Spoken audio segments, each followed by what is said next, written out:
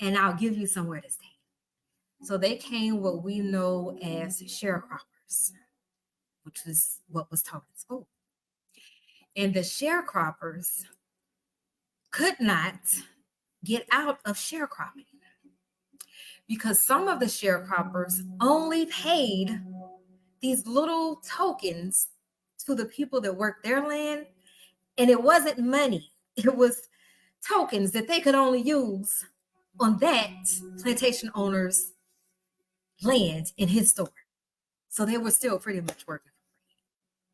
They were again working for food and shelter.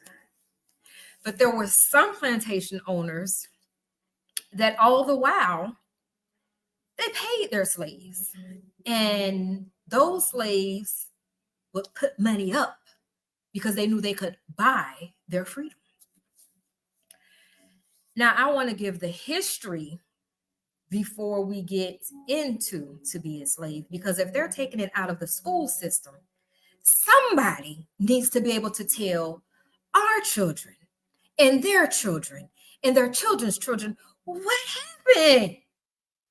How did we go from being kings and queens to slavery? What happened?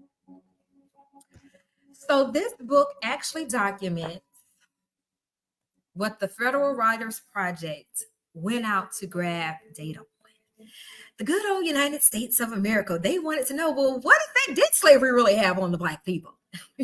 Go out there and find as many ex-slaves as you can and document what they said happened or how did they feel about slavery. And don't change the dialects. I want you to write it exactly how they said.